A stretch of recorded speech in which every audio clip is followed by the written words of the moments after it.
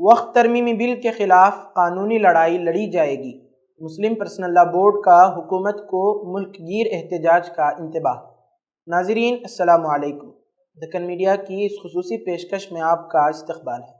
ناظرین، کیا حکومت وقف املاک پر قبضے کی راہ ہموار کر رہی ہے؟ کیا مسلمانوں کے آئینی حقوق پر کھلا حملہ ہو رہا ہے؟ All India Muslim personal law board نے واضح طور پر حکومت کو خبردار کیا ہے کہ اگر وقف ترمیمی بل منظور کیا گیا تو ملک گیر احتجاج ہوگا اور آئینی و قانونی جنگ لڑی جائے گی۔ کل دلی کے پریس کلب میں بورڈ کے صدر مولانا خالد سیف اللہ رحمانی نے دو ٹوک الفاظ میں کہا کہ یہ صرف مسلمانوں کا مسئلہ نہیں بلکہ آئینی حقوق کا معاملہ ہے۔ ان کا کہنا تھا کہ وقف املاک پر حکومتی کنٹرول کی کوشش مذہبی آزادی پر حملہ ہے۔ جناب ڈاکٹر قاسم رسول نجات صاحب نے جن دو ایشوؤں کا ذکر کیا ہے، یہ صرف مسلمانوں کا مسئلہ نہیں ہے بلکہ اس ملک کے سنویدھان کے بچانے کا، اس ملک میں سیکولرزم کے باقی رہنے کا، اور اس ملک کا جو ڈھانچہ اس ملک کے بنانے والوں نے اور جناب امبیڈکر نے بنایا تھا۔ انہوں نے کہا کہ وقف کا معاملہ ہندو مسلم تنازعہ نہیں، یہ حکومت کے ہاتھوں مسلمانوں کے آئینی حقوق کی پامالی کا مسئلہ ہے۔ تمام انصاف پسند شہریوں کو اس جدوجہد میں ہمارے ساتھ کھڑا ہونا چاہیے۔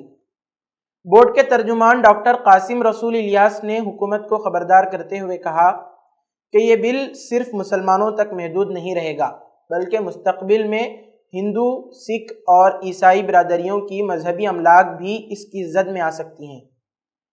ان کا کہنا تھا کہ اگر حکومت باز نہ آئی تو قانونی راستہ اختیار کیا جائے گا اور ملک گیر مہم چلائی جائے گی۔ انہوں نے کہا کہ یہ بل صرف وقف املاک تک محدود نہیں بلکہ آگے چل کر یہ دوسرے مذاہب کے املاک پر بھی اثر ڈالے گا۔ ہم اس کے خلاف ہر ممکن قدم اٹھائیں گے۔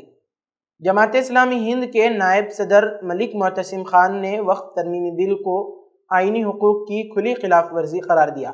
انہوں نے حکومت سے مطالبہ کیا کہ وہ اس بل کو فوری طور پر واپس لے کیونکہ یہ نہ صرف مبہم ہے بلکہ نقصان دہ بھی ثابت ہو سکتا ہے۔ ملک معتصم خان نے جوائنٹ پارلیمانی کمیٹی یعنی JPC کی رپورٹ کو بھی ناقابل اعتماد قرار دیتے ہوئے کہا کہ اس میں اپوزیشن کے اعتراضات کو نظر انداز کر دیا گیا ہے۔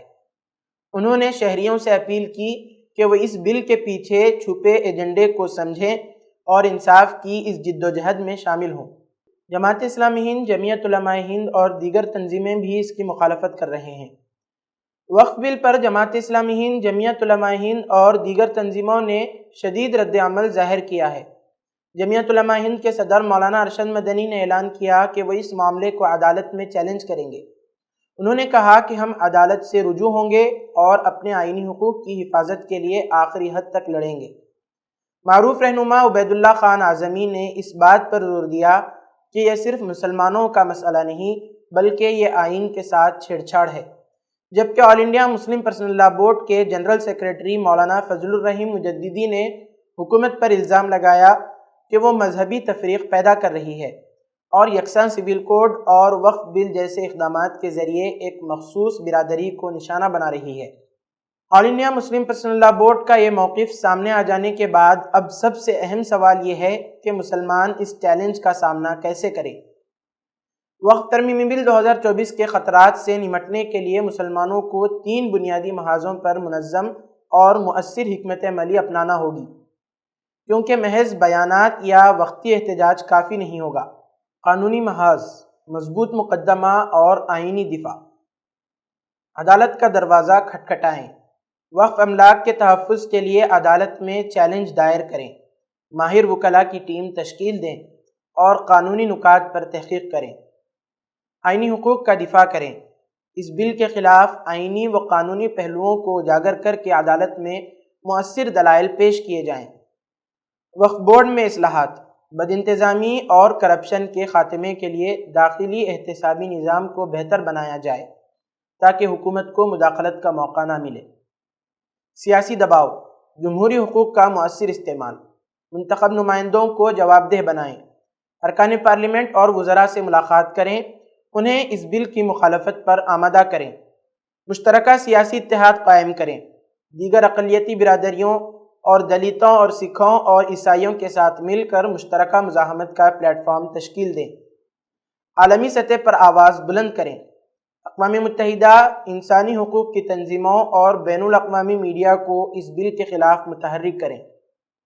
عوامی بیداری، شعور اور تنظیم سازی، وقف کی شرعی و قانونی حیثیت کو عام کریں، عوام کو آگاہ کریں کہ وقف صرف جائیداد نہیں بلکہ ایک شرعی اور سماجی ذمہ داری ہے۔